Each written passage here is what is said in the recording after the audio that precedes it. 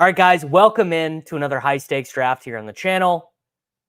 The NFFC Primetime, $2,000 to enter, actually $1,700 to enter, $250,000 to first place. I'm joined today not by the Gilcast Bros, not by Michael Leone, but by Jakob Sanderson. We are going to draft this team. We are drafting out of the two-hole. As a reminder, if you are drafting today, patreon.com/DavisMattek, redraft tiers, rankings, perfect draft guide, all that good stuff. Also a reminder that if you are not commenting on these videos, you are literally giving away equity in the most perfect exposure profile in Best Ball Mania 5. No one has been drafting better. Jakob, we are picking out of the two-hole in this draft today. Beautiful. I mean, we are hoping the 101 takes McCaffrey. Although, I mean, look, it's not like getting to select Christian McCaffrey ever particularly feels like a punishment. It doesn't. I'm really hoping for Lamb today. Like, I haven't had a Lamb team yet in any of my high stakes stuff. I had the last NFC draft I did this week. I was like, fuck it. I'm setting number 1 slot to the number 2 overall pick in the KDS, lock in my CD Lamb team. And then sure enough, the one hole immediately said no CD Lamb for you. So I ended up with the McCaffrey team there. I'm really hoping to get the Lamb team here, but we'll take McCaffrey if that's what the room wants us to do.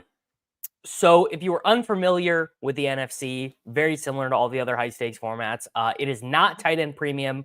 So instead of seeing second round, Kelsey, Laporta, whatever, those guys will go closer to how you were used to them, from underdog or whatever. The interesting wrinkle is that it is third round reversal. So you'll see that we pick second, we pick 23rd, but we do not pick 26th. We pick 35th. If you were a real RB, bro, that would probably change your calculus a little bit with what you did at the second pick. That's why in this format, I've been thinking about, what is it so different about this format? Why does Kyren Williams go so early? Why does ETN go so early? Why does James Cook go so early? And I realized recently it is actually because of the third round reversal, because oftentimes that team picking first or second will snap off ETN there before they have to pick for, 11 picks or whatever. Yeah, I mean, it's just the no tight end premium. I think people are just uncomfortable going 0 RB generally, and they're especially uncomfortable just ripping wide receiver. So I think once you take away that tight end premium option from people, it really boosts people's inclination to take the running backs more.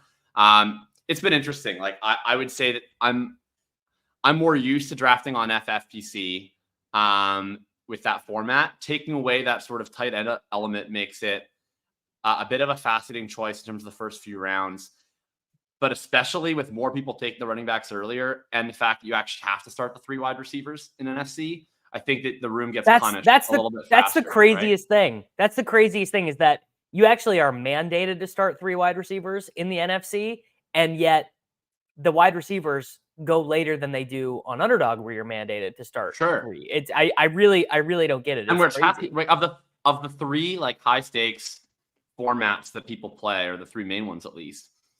Underdog's half PPR, FFPC is 2 and 2, NFC is the only one that's both full PPR and it's mandatory 3 wide receivers. So you'd think NFC is like especially with it not being tight end premium, NFFC should be the most wide receiver friendly drafting platform of any of them, like in terms of where you want to be prioritizing wide receivers. I don't think that the room necessarily does that, which is why I quite enjoy drafting over here on NFC. I think people play not very optimally. The other interesting aspect is that the 6-point passing touchdowns for quarterbacks is really, in some ways, a great equalizer between some of the mobile quarterbacks and some of the pocket quarterbacks.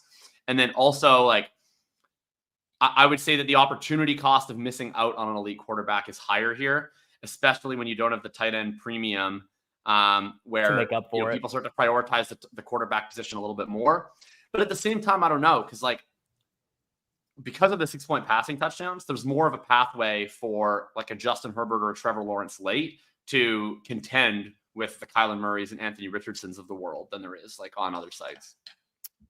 I've done 4 high stakes drafts here on the NFC. I've done 3 online championships, and I've done 1 silver bullet.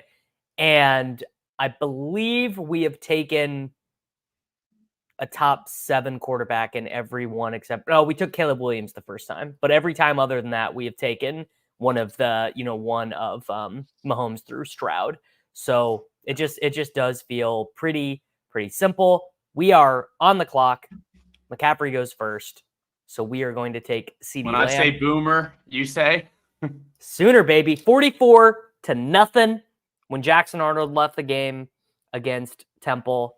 Jaleel Farouk did break his foot immediately on his first reception. He had a 46-yard reception. I had the underdog higher on 52.5 yards. I'm like, wow, free. We got it immediately. Turns out we actually did not have it immediately. Turns out I was tweeting out my Dion Burks bags, screenshotting Fantrax college fantasy leagues, and Daniel Raz sent me a DM just replying to my tweet and said, showing this to my family to prove that I'm not the least sane person on this app, which was a good own by Daniel. But yeah, I've been having my Fantrax app open all day, sweating my campus to Canton teams. Glorious day. I have 100% Devi exposure to Max Clare, the sophomore tight end on Purdue. Tight end, who went 579-1 today, and I feel like a millionaire. I think I would say no. I have CMC. I have CMC over Lamb. Good for drafter morale. I think that it happened the way that it did. I would be CeeDee Lamb, but I'm not going to throw a fit over CMC. Yeah.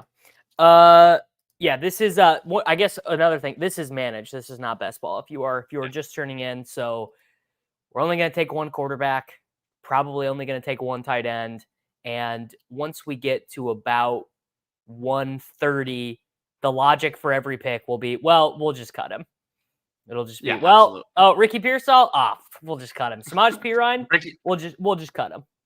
Ricky Pearsall is the ultimate we'll just cut him pick for sure. I don't even like Ricky Pearsall. I've got like 7 Ricky Pearsalls in the entirety of fantasy football, but I did take him with the Ship Chasers because they wanted Marshawn Lloyd when Marshawn Lloyd was not a part of the rotation and was maybe going to go on IR. And I was steering the ship, and I just snapped Ricky Pearsall in the 13th round. And I was like, guys, think of how good that cut is going to feel. And well, we found very quickly how people are really stressed over the Jamar Chase holdout in this room. Hey, look at this. This is nuts. Oh, I guess another thing that I should mention is that I believe 8 of these teams are actually drafting live in Las Vegas right now. So they're at I don't remember. I believe it's the Win that the NFC host team's at, and they rent out a conference room and everything. Wow, Jamar Chase at 11, dude. Right?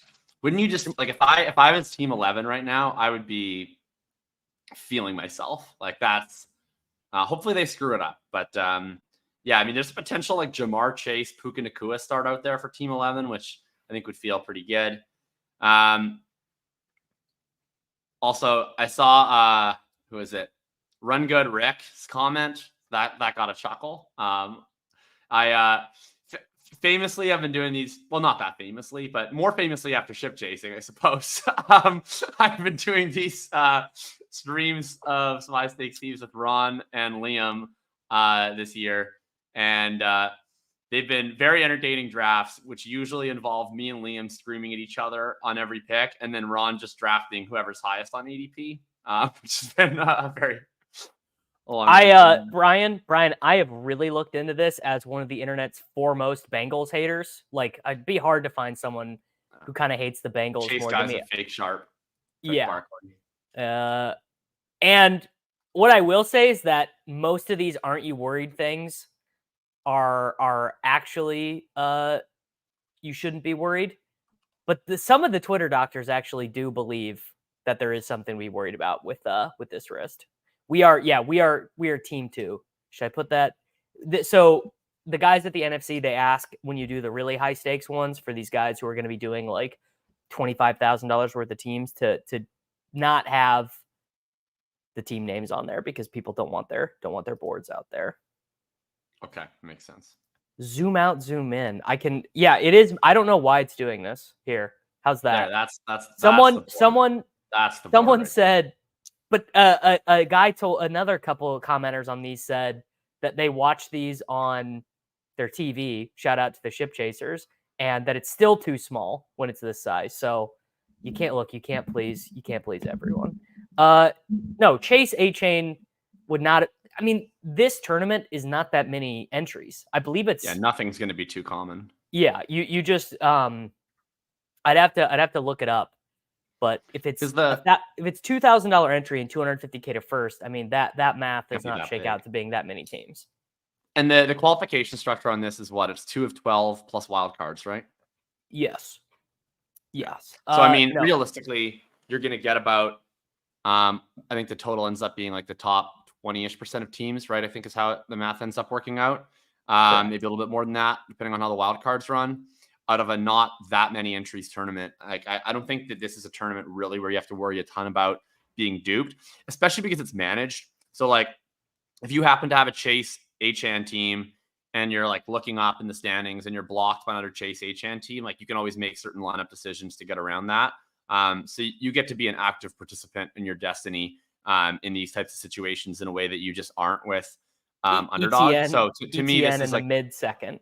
Trey Sermon, exactly. By the way, not sneaky. Trey Sermon runs with a piano on his back. So no thank you. Yeah, I mean, like my take on the Trey Sermon shit has been that, like, I mean, I'm biased because I'm a Colts fan, but my take is just that the spreadsheet socialists just aren't ready for like 94% snap rate, Jonathan Taylor. Sure. Yeah, I mean, it's just total best ball brain. You do not need to be that worried about being unique in any of the high stakes fantasy football tournaments, really, other than Best Ball Mania. There's real value in unique combinatorics. We are on the clock. I've got A-Chain, Nico. Easy pick here, I think. I think it's Devin A-Chain. Yeah, I mean, like I'm as happy to piss as anybody. So like I would have had no problem with going Nico there, but getting a running back that you like at a price that you like on NFC is a bit of a rare occurrence. He went 6 picks behind ETN. The Derrick Henry goes before. Kyren will be snapped off and you don't like Kyren anyway, but Kyren will be snapped off well before we get back. The best running back when we get back. If Kyren came at 311, that'd be no objection for me, to be clear. He will be long gone. The best running back when we get up to make our 4 or 5 wrap picks will be maybe Ken Walker. And even that in this economy, I was going to say, I don't know. Yeah. Like the amount of green stickers that you guys are about to see peeled off between when we pick at 35, like this wide receiver we have in the queue right now, I think is like 25% to get back to higher. Us. Yeah. I would say higher. Are you a Notre Dame fan? Not a Notre Dame fan. My American sports allegiances make no sense. I mean, they kind of do, but I just randomly picked the Colts because that was like one of the first NFL games I was watching. They were participating, and I chose them and then stuck with them. And then when I decided to get into American college football, I Googled where did Peyton Manning go to college. He went to the University of Tennessee. So big Joe Milton guy. Big Joe Milton guy. Well, the wide receiver in the queue certainly did not make it back to us, so you could under the 20% on that. Oh, but, this was not the wide receiver I was talking about. Oh, okay. The wide receiver who is in our queue right now, I have straight. Oh no, never mind. He got picked. I have Nico Collins straight up over Jalen. Oh, they both went. I thought that. Nico was making it back to us. I like Nico and Waddle are like my 2 favorite guys. I like both pretty interchangeably. People are throwing up bad Tennessee players. Like Kamala Harris, we are not going back. And Nico Iamaleava is the only Tennessee quarterback that I care about right now. They beat Chattanooga today, I think 62-3. And Nico is absolutely dealing. I know that it's Chattanooga. I don't care. He looks fucking unreal. So, they scored another touchdown. They won 69-3 today. So they covered the 41-point spread quite easily. Incredible. Good for them. Much better than Florida State's results. I am locked in on this Dylan Raiola start. Not unfortunate. There was a DPI, got him to the 1. They gave the running back the touchdown. I hate that. I mean, that is it's the most annoying thing about college fantasy football. Wow. Kyle Williams just caught like a 50-yard touchdown in the Washington State game. That's good for my college fantasy bags. We're off and running right now. Maybe I lied about this room. Rashee Rice ahead of Devonta Smith. I worry there might be some ball knowers. Yeah, I worry we might have some ball knowers here.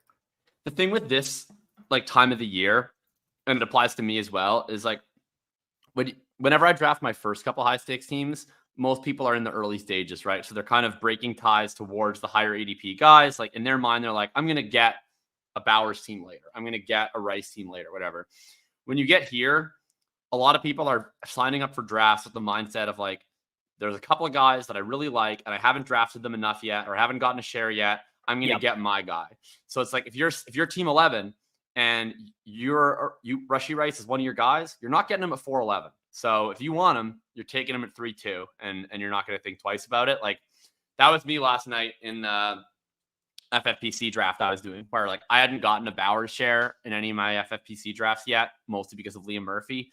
And it was like 5-11. I was like, I'm not even going to wait for 6-2 to come around. Like I need to press the button on Brock Bowers. That's like an ADP value that's like an ADP value these days on this ADP is still like 74. It's just that you're primarily watching ship chasing drafts where they're clicking. Well, I've done 7 main events and it's like the 502 and I start pinging my co-managers like add Bowers and Xavier Worthy to the queue.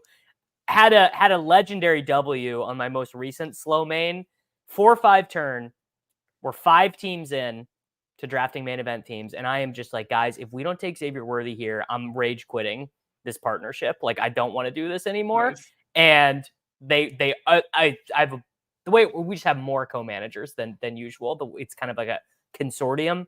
And I got outvoted. Not one person voted with me on Worthy. And he came all the way back around to the 6-7 turn. One of the greatest moments of my fantasy football life. All right, we are up in one I lost pick. An argument with Liam on one where I was trying to say like Worthy goes way higher now. And then I didn't really realize the flaw in my argument at the time, but my argument was like, yeah, Worthy's going way higher now. I've had to take him in the 5th in every draft. And then Liam was like, you don't know that he's going higher. You're just taking him higher. And I was like, that is true, but it felt like I needed to. Yeah, I mean, look, it's like the same thing happens to Liam with Chiefs players that happens to me with Bengals players, where I'm like looking for any reason to justify not taking them. We are on the clock. I mean, fuck, Kyren is still there. I really hate going running back, but it's not the worst pick in the world. I don't know that any of these receivers are different from one another. Like, you probably like one a lot more than the others, and I do like one a lot more than the other, but I'm fine with all of them in there. How high T would it be of us to just start a running back team? Like, so I don't really like the 2 players that feel like values here are both players I'm fading. So I don't feel that passionately about which you're one fading DJ Moore. Like, not hard fading him. Like, I was hard fading Kyren, but that was at a different price point.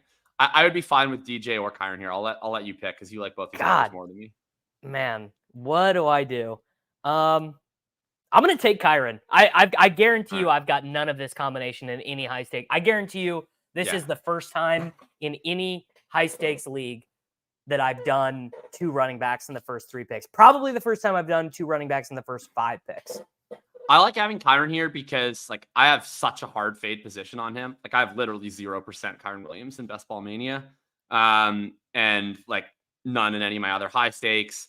So like if I'm just super wrong on that spot, it'll be nice to be like, well, at least I got one shot at $250,000 to make me feel better about all the Kyren Williams I've been fading. And I got him at the best possible price. Like we're going to be one of the latest Kyren Williams teams in this whole tournament. Kelsey snapped. I think this guy's about to do the Kelsey Mahomes. I think, yep. Yeah, he is. All right, so DJ Moore, let's go. Talk about a sick hedge for you here, dude. Yeah, I mean, this is like I'm super exposed to HN and Lamb. Well, not Lamb in high stakes, but generally. But yeah, I don't have like any. I've literally no Kyren like anywhere. These running backs are not overpriced though. Running backs like ETN's overpriced. Josh Jacobs just went at the 3-4, but these running backs were not overpriced.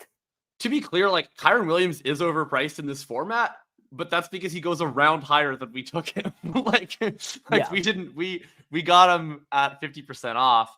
That's pretty exciting.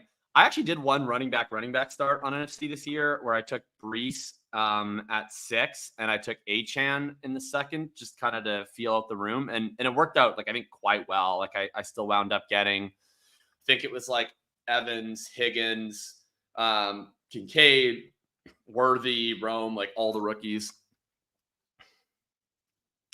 I think I even So put on boring scrub Deontay on that team.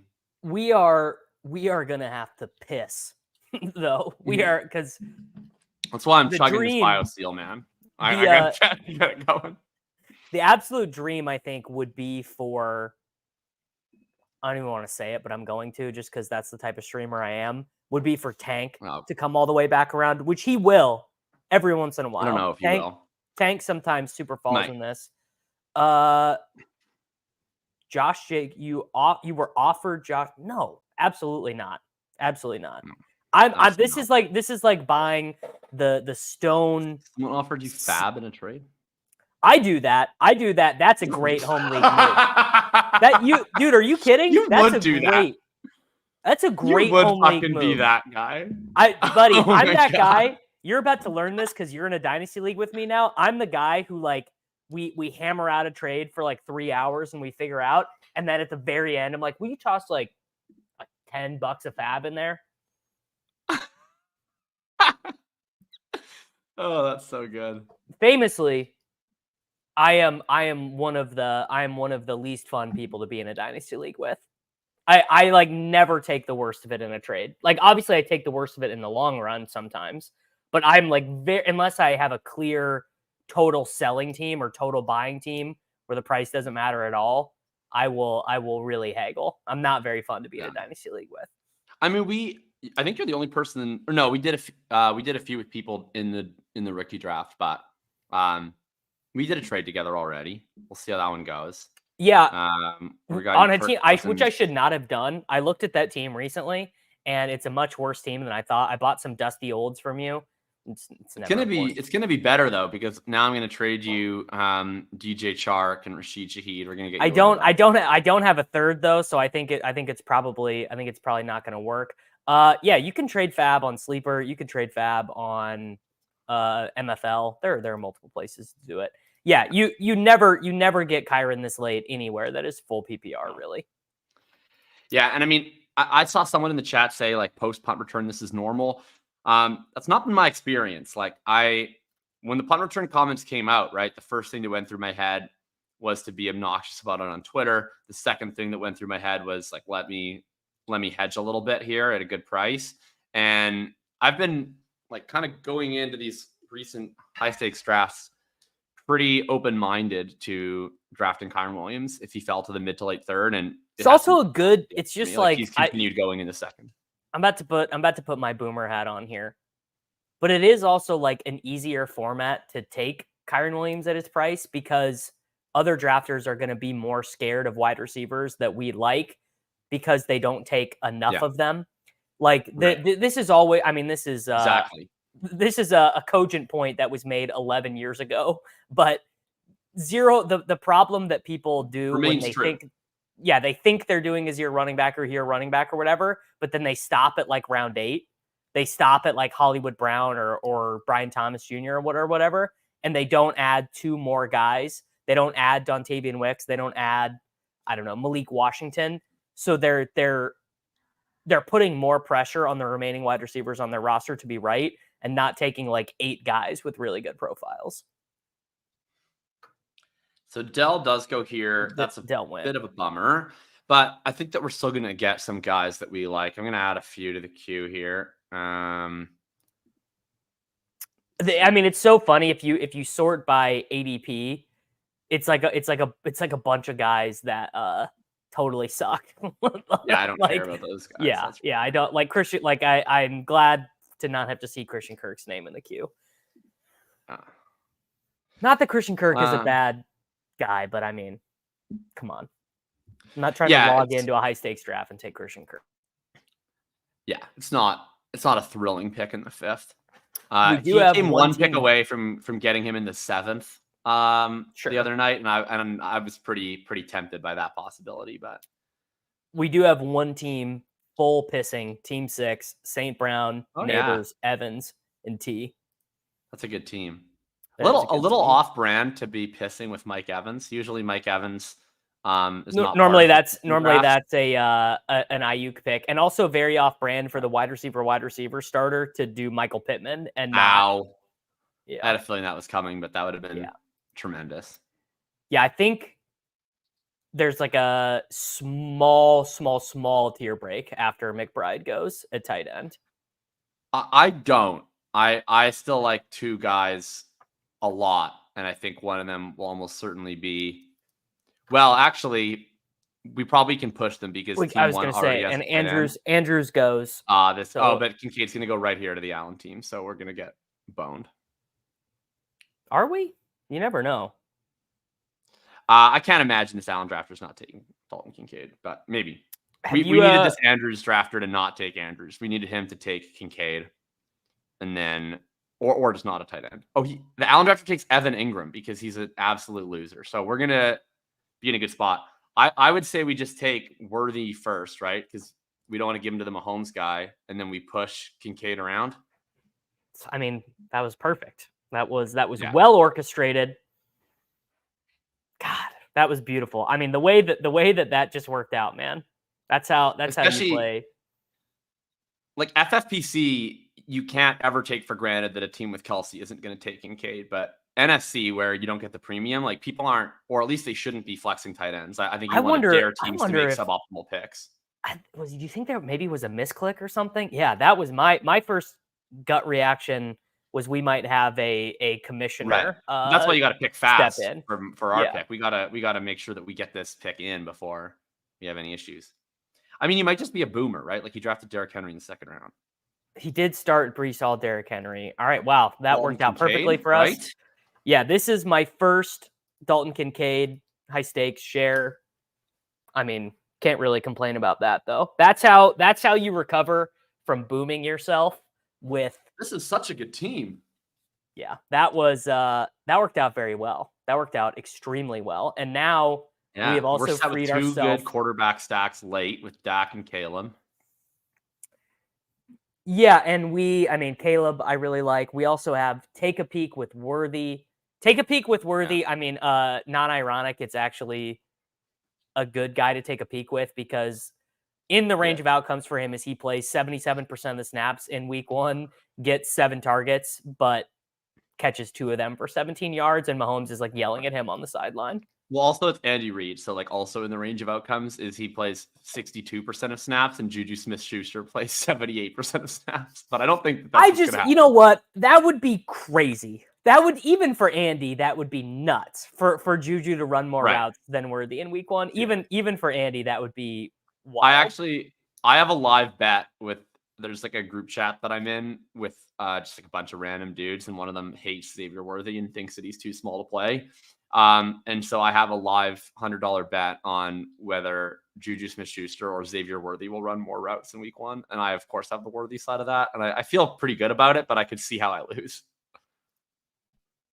It does seem fait accompli for you. See, this is what we love to see, right? DeAndre Swift is going in the 6th. David Montgomery and James Conner are going at the 5-6. And like when I start how I usually start on NFC, I feel conflicted because I'm happy to see people making bad picks, but I'm also stressed about Blake Corum being my RB1. When you've done what we've done here, make it green, buddy. Like let's make it green. Everyone, guys, running backs are going like crazy. Game plan in a home league. Lamb, A-Chain, London, Neighbors, McBride, any good quarterback, Javonte. Yeah, that's a W. You do that, I mean, you're probably winning your league. The home leagues this year are bragging, no name. Yeah, well, just home leagues are insane this year because the default rankings are so bad on ESPN, CBS, Yahoo. Like they just the cadre of rookie wide receivers like Worthy, Rome, Brian Thomas, Lad McConkey. I mean, I think Worthy is outside the top 100 on ESPN, which just like frankly feels insane. Yeah, like at one point I looked at my rankings and I was like, I don't really know how to do this because like I just like look, I have a full-time job. I can't be out here doing individualized rankings for every different site. So I'm like, I'm gonna do one set of rankings and I'm gonna have you guys apply it. I'm gonna give some guidance in terms of how to apply it to home leagues. But I was like, I don't really know how to handle like wanting to play Xavier Worthy in a spot in my managed rankings where there's virtually no chance you won't get him on NFC and FFPC, which is what I want my subscribers to take away from my rankings is that Xavier Worthy comes preloaded on every one of your high stakes teams. But also, I don't really want you drafting him 57 picks ahead of his ADP on Yahoo. So like, how do we balance these two things? I mean, I think actually, I think where I've landed on like telling people in my Discord and stuff, and I'm like, what is worse? Taking him 50 spots ahead of ADP or getting shot by the one other guy in your league who like watched a fantasy football stream this summer? You know, it's like getting shot is way worse. So don't get shot. Yeah, these are the types of picks that you see also in high stakes leagues like Ridley, Godwin, and Deontay, where like, you know, you just don't. That's not where you have to play it. Not us today. We didn't get shot. We're playing other 50-cent hits mostly. We're playing in the club right now. We are. Yeah. We're Team 10 sadly knows a lot of ball. AJ Brown, Team 10 really knows ball. Team 10 sadly knows ball. Team 11, very weird mix. Snaps off the Jamar Chase fall. Snaps off Rashee Rice, where I think he probably should be going, but then goes Rashad White. That's a weird. But then Jaden Reed, they're like alternating. Like I feel like it's like I feel like there must be two co-managers, and the person who does the Rice, Chase, Reed team has to be a different person than the person who's making the Barkley, White, Cooper picks. Like inside you, there are two wolves. Two wolves. Inside you are two wolves. One of them is the Zoomer with the broccoli haircut, and one of them is it's a Zoomer and his dad. It's a Zoomer and his dad alternating picks. I mean, what if? I was just gonna say it's like Davis Mattek and Evan Silva are like just like, and they're like doing a my turn, your turn draft. Wow, that is a great idea. That is a great content idea. I think I'm gonna have to do that. You betcha, Ron. Hey, Ron, why don't you check your ADP sheet that you sleep next to right beside your pillow and get back to me on the round of value we got. Value hounding in a high stakes format. Okay, This is another thing. In our very first NFC draft, we did this. We did the same thing that Team 11 did here. We were like, we are dead if we don't get a stack. Dead. Yeah. And we snapped Caleb Williams like way too early because we had Rome and we had Caleb, which you can't really do here. And there are 3 quarterbacks left actually that I would be interested in selecting. There's a lot. I don't think we need to do it this turn because to me, like I think we'll gain some information when we see someone take Jake Ferguson. That pick sucks. But I think generally speaking, like we have 2 quarterbacks that generally go between like QB 10 to QB 13. And I kind of want to play it at least early, like under the hope that we get a really nice falling Caleb or Dak. And then we have outs to other things too if we don't get either of those. I'm good with that. Although I would definitely take uncorrelated Kyler Murray probably. But you would take Kyler straight up over A-Rich? Yeah, I mean that's a truth serum. Honestly, that was literally JJ's truth serum.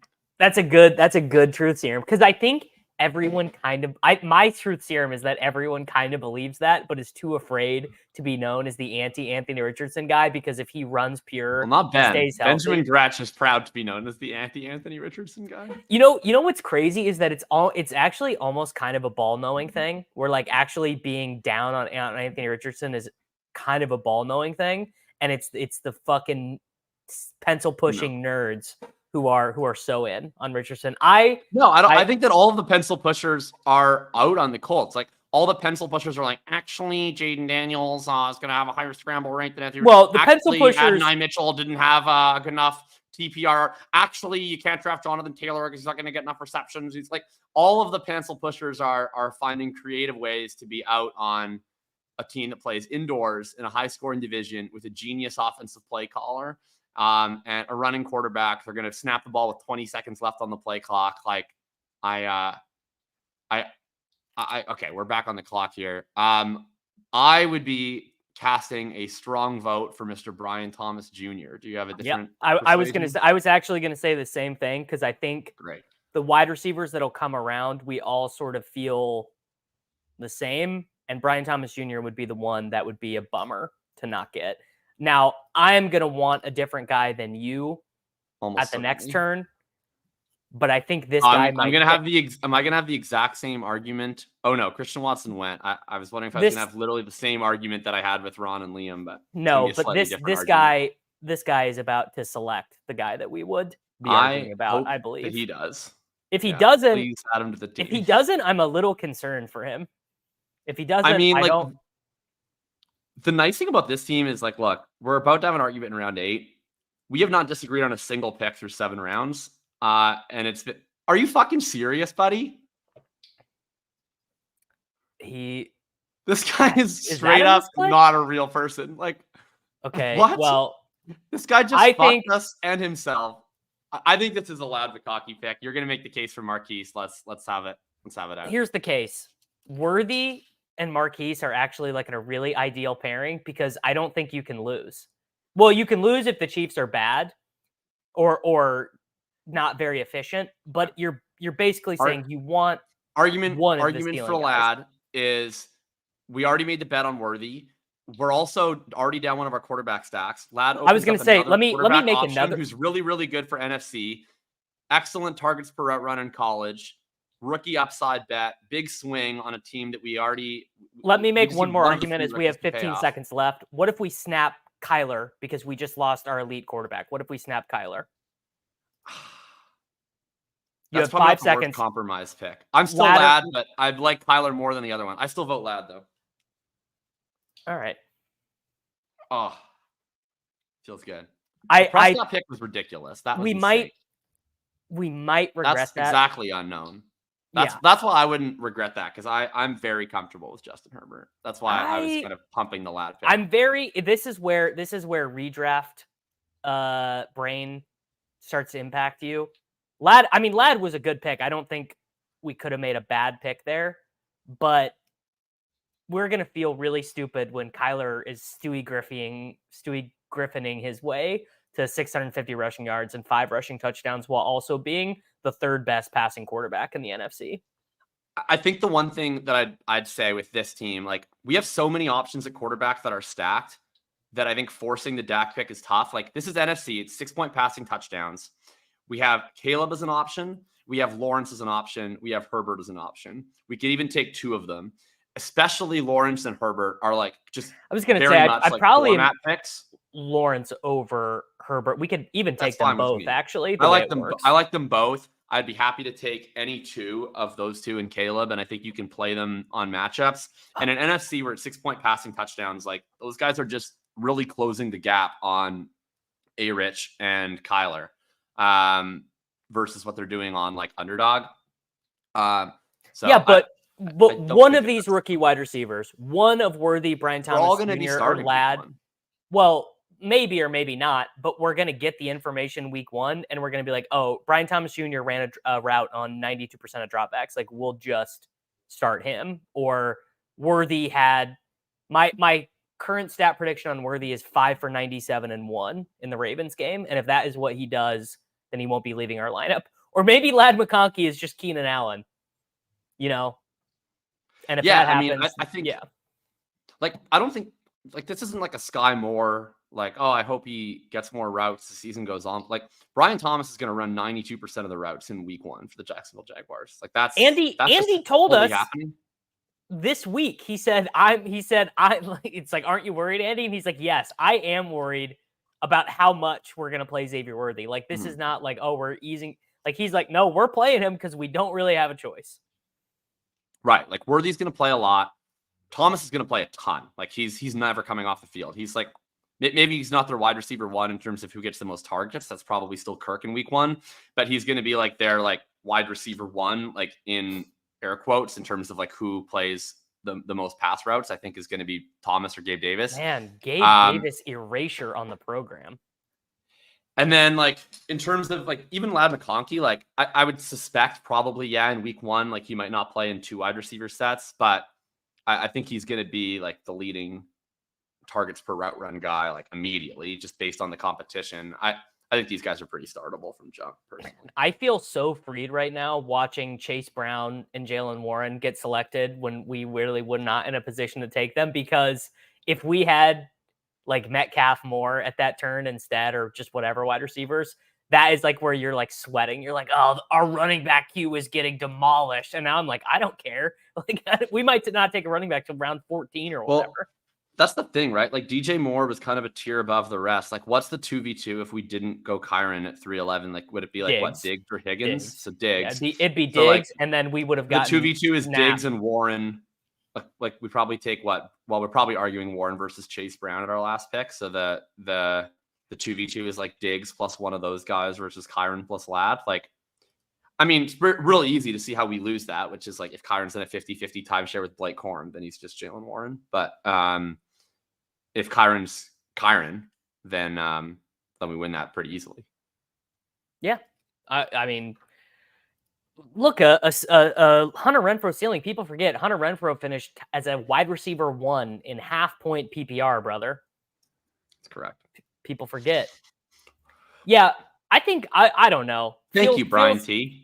McConkey, it's a fake 4.39. I don't believe it at all. No, I don't believe it. On the reverse racism that is applying to Lad McConkey in the fantasy football industry. Like, honestly, like, this guy is just a straight up a good route runner that wins in the intermediate and deep areas of the field, that runs a 4.39, and everyone's like, I don't know, bro. Looks like Hunter Renfrow to me.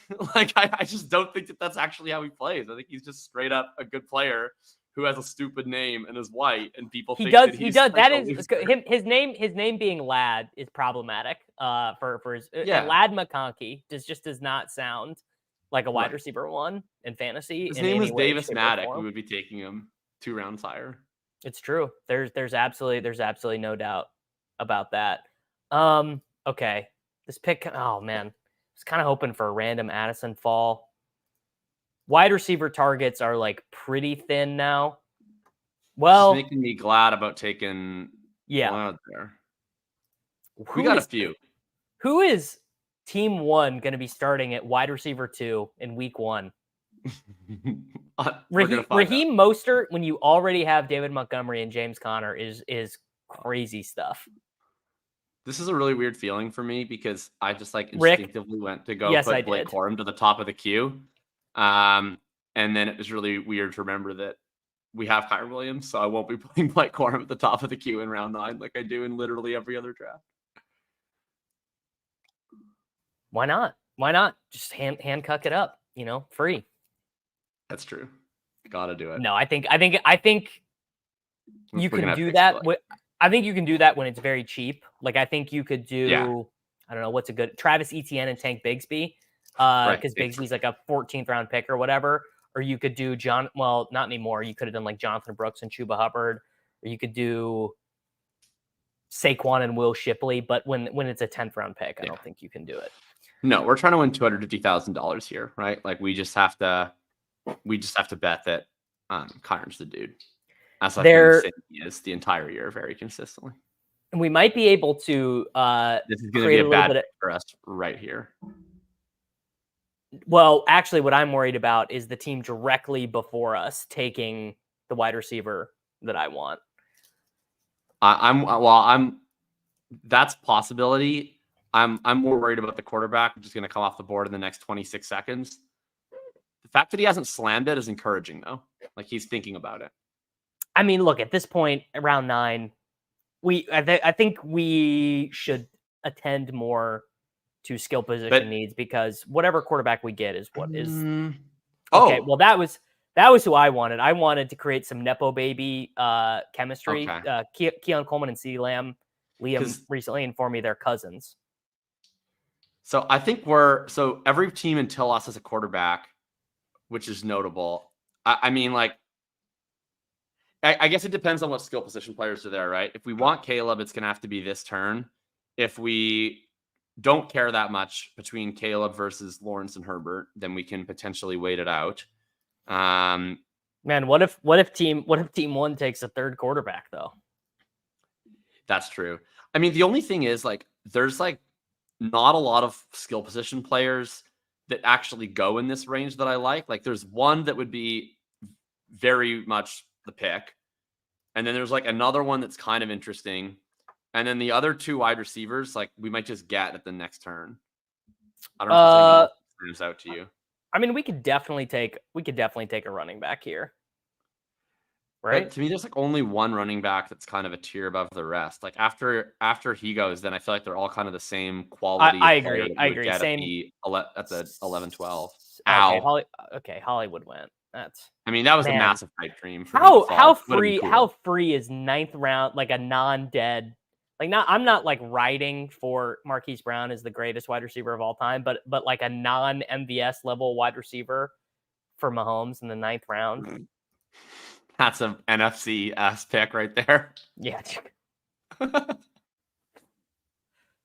Oh, okay. Like Marquise Brown, professional wide receiver, just went between Khalil Shakir and Jacoby Myers. So that's I'm gonna call bottom. I'm gonna call 59-yard touchdown pass for Dylan Raiola, by the way. Nice. No, the wide receiver I wanted was Keon. So right. I think Moss is like a clear, huge tier break. Yeah, I think it's Moss here, and then the issue is what we do in the next pick. But I'm definitely Moss here. People think I'm stubborn. High stakes share of Zach Moss, which is not how I thought. People think I'm stubborn. People think I can't change my mind. People think I'm not price sensitive. You look at that Drew Dinkmeyer, you look at that Michael Leone, and you tell me that I'm not price sensitive. I have the biggest Chase Brown bags on the internet, and I'm sitting here saying Z Moss. I have 1% Z Moss in Best Ball Mania. I now have 30% Z Moss in my high stakes portfolio. So how did you have 1% Z Moss in BBM? Like, as in, why isn't it 0? No, as in, like, how did you not get to 8% after he moved down below, like, NPCs? Oh, because I have 21% Tyjae Spears, and I have, like, 19% Brian Robinson. That's it. So I have Moss ahead of Brian Robinson. So that's it. Which, to be honest, that is bag defending. I mean, let's just be clear about that. That not bag defending. That is pure copium by me of being like, well, if I'm wrong about Chase Brown, it's like literally bag defending. Like you're not defending. You're defending your bags. Yeah, correct. So I think we just do Caleb here, probably.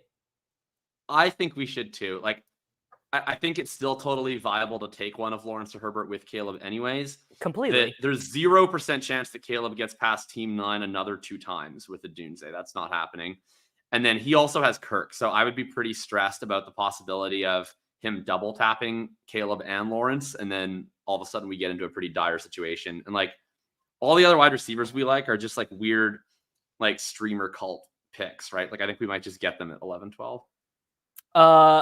I mean, after setting the min pick on Dontavian Wicks in the you good with Caleb? Super good with Caleb. Okay. Yeah, we set I'm gonna say we played the last pick right. I like the Caleb McConkey 2v2 more than the Kyler Wicks 2v2. I'm gonna admit to that. Yeah, I think that's right. Dylan Raiola, by the way, just threw an absolute fucking dime while getting hit for a 60-yard touchdown. Wow. People are saying the University of Texas El Paso doesn't know what just hit them. Jacob, I cowardly didn't start him in one of my CFF teams, and it feels you are a coward. Already. You are a coward. Recap the team while I go pee, please. Absolutely. Yeah, this team Fox, it is like honestly like just easily my favorite co-managed at least, but maybe even solo high stakes team I've drafted this year. We got Sedarian Lamb at the 102, my personal 101. Then we get Devon Achane, comes all the way back to the 211. Could have potentially gone Nico or Waddle there, but especially we did not know that Kyren would be there at 311. We wanted to take advantage of a rare good price on a player we really like in Achane. 311 comes back, and much to our surprise, basically all of our favorite wide receivers, from Rashee Rice to the 49ers guys, to Jalen Waddle, to Malik Neighbors, They are nowhere to be seen. Who's there? Kyren Williams. We snap up the value there. DJ Moore at the 4-2. The 5-6 turn was pure magic. The Josh Allen drafter curiously selects Evan Ingram, which pushes us into a beautiful spot where That we was get to crazy. take Worthy That with was that Ingram pick right. was Like that crazy. was the dream where he takes Ingram for reasons known only to him. We're then in a spot where we want Worthy and Kincaid, and really sets up for us to make the alpha move of looking across us, seeing him with Mahomes, seeing him with already having Kelsey. We get to take Worthy. We push Kincaid around, and then we take our rookie wide receiver slappies. We balance out our Zach Moss bags, and then scoop our stacked Caleb Williams in round 10. This team goes hard. Like this feels like a $250,000 unit right now. I don't know if you have this feeling, but most of the time when I leave the high stakes drafts, I'm just like, that team sucked. I look at this, I'm like, we got sniped there. We got sniped there. That was brutal. I like the wide receivers, but I am worried about the running backs. I am starting to see why people are so enamored with drafting running backs, because when you look at the screenshot of your team, you're like, wow, that starting lineup is awesome. This is a primetime, so $1,750 to enter, $250,000 to first place. I should look at how many total teams are in there. I don't know how many. So I thought maybe in this room there would be like a random Bowers slide, because there's been so many weird picks, and I would have said Bowers and Kincaid is a very fun tight end room. Also, we maybe should have considered this of just saying, I don't think so. Who cares about a stack and just taking Jaden Daniels? But Daniels is markedly worse in this format. Yeah, that's what I was going to say. I push back on that really hard. It's not about the stack for me. I would just straight up rather have Caleb Williams than Jaden Daniels, irrespective of stacking in this format. This is a 6-point passing touchdown format. Cliff Kingsbury, historically, like the league average is like a little under a 2-to-1 ratio for most teams between passing touchdowns to rushing touchdowns. Cliff Kingsbury historically is more like 55-45. He's like the closest to a 50-50 pass touchdown, rush touchdown ratio of any coach over the last 5 years. Daniels also, like in terms of what he's going to do as a passer, rookie quarterbacks generally not lighting the world on fire as passers anyways. And I think Daniels, from a prospect perspective, is like tiers below Caleb Williams in that regard. And he's throwing to Terry McLaurin, who's fine, and then a bunch of total scrubs. I think with how much the passing aspect is boosted in this format, you want to be going on that side. Like I think Daniels it takes a big hitter. I think Caleb's better, especially stacked. That fucking sucks. Team 11, Evan Silva got back off the sticks. Davis got control again. Dude, this is crazy. Jerome Ford and Jonathan Brooks, that Zoomer dad. Dontavian Wicks, dude. Team 11 is definitely a two wolves draft. Like there is a stealing signal subscriber, and there is like a patron of the fantasy footballers, and they are drafting the same team together, and they don't agree on a single pick, and they're just alternating. Man, and team 10 is having a great draft. Team 10 is how you do zero running back. Yeah. Most teams would not have taken Jackson Smith and Jigba there. They would have gone, whatever running back route. And he said, you know what? What if Devonta Smith sucks? What if Puka's hurt? Beautiful work there. Josh is in a ton of these. He's been in a bunch of my OCs. He says that this is legitimately possible. So we really might have a two wolves scenario. I think that's why I'm worried about Jaden Daniels passing. I agree. I want to push back against this. Our recent memory of Noah Brown is of him being a good player because he had 2 100-yard games with CJ Stroud, to which I would like to repeat my favorite fantasy football stat, which is that he played with consecutive Heisman Trophy finalist quarterbacks at Ohio State and a man you might know named Dakota Rain Prescott, and he hadn't had a 100-yard game since high school. So, yeah, I'd rather have Corum. I would like Spears will score more points than him on a weekly basis, but in a PPR managed distinction.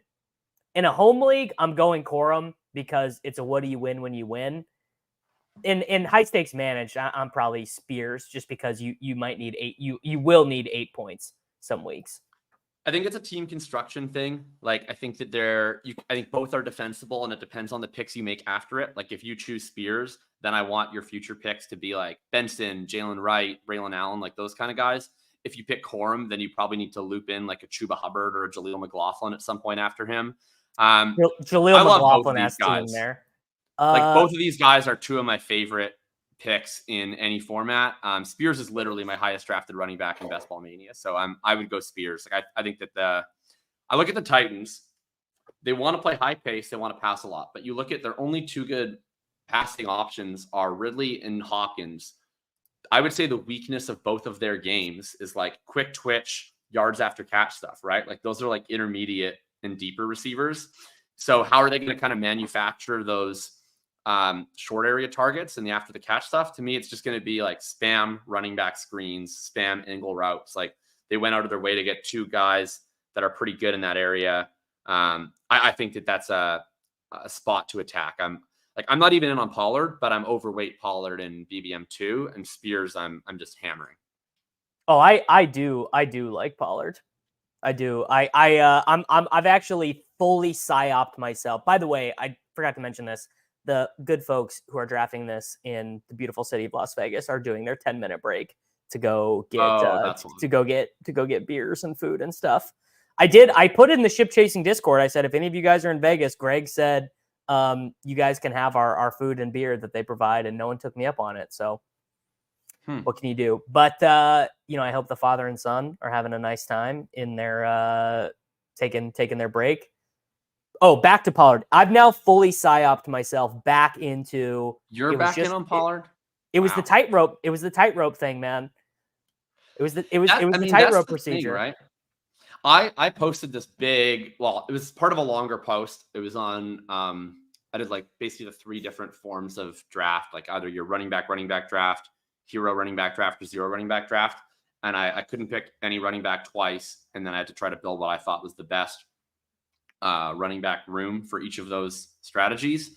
And I included Spears in one of them. And I went through this long Pollard Spears kind of discussion, which was like partially just a therapy session for me. Because like, if people aren't as familiar with my work, like I consider myself like the OG of Tony Pollard religion. Like, I love Tony Pollard dearly. I have a Tony Pollard jersey in my room. So it's very weird to now experience being like not out on Pollard. Like I said, I'm like mildly overweight on him too, but way more into his backfield mate. And I guess I'm just trying to figure out like what is everybody else kind of into. And to me, the thing is, it has to be the injury if you're betting on Pollard, because they've said all year that they're going to use them both interchangeably. And then what we've seen in the preseason so far is they've done it two different ways. But first interchangeably, they did it like series. To me, interchangeably sounds like the same thing that a coach would say hot hand. It actually is not that dissimilar from what I hear McVay saying with Kyren and Corum. It's more than that, though. They've also said, like, we're not naming either one the starter. They said, like, they're both starters. Someone said, is it a 1A? Is it a 1B? They said, it's not even a 1A and 1B. They're both going to play a lot. Like, to me, all the signals are these guys are going to have very similar snap shares. And they're going to both be on the field a lot. And they're not going to be pigeonholed into roles. And I think we've seen that in the preseason. Like, the first game, they were rotating like series. It was like in for 3, in for 3, in for 3. Yeah. They ended up with similar snap shares. I think Pollard maybe played like 2 more snaps or something. But they both got designed receiving work. They both got long down distance work. They both got green zone work. And the second game, Pollard plays more snaps, but like they gave them each a drive, and Pollard's was a touchdown drive and Spears was a field goal drive. So like Pollard played more snaps. So if I'm just looking at like the roles I think are going to be basically the same, then it's just who do I think is the more talented player? And if Tony Pollard, like from 2 years ago, shows up, then it's Pollard, because I think that guy was legitimately a top 5 talent in the league. But if it's anything else, like if it's just age, or if it's just he's only good at a certain level of touches, or he got hurt and that was why he's bad, but he didn't recover, then it's not him. And at least with Pollard, like the ceiling is he's really talented, the floor is he's terrible. With Spears, it's like the worst case scenario is that Pollard is a little bit more talented than him. But I'm very sure that Spears is the worst case scenario. The worst case scenario for him is that pre-tightrope, Pollard is back, and Pollard looks like the best running back in the NFL. So, and it's but you have to parlay that into him looking like that, and then him getting the workhorse role, and then him being good at that role. Like, because that's like pre-tightrope Pollard was all in a timeshare role. And he was so much more valuable than Zeke because Zeke sucked in this half of the snaps. But Spears isn't going to suck. Spears is going to be awesome because he's really, really good. So I just think even if that's the case, that it's like Pollard gets his half and crushes, I think Spears is still going to get his half. Maybe Pollard looks a little better, and so he gets 60. But I just don't know what team would like, unless I'm just way wrong about Spears. But I don't think that I am. Like, he was really impressive last year.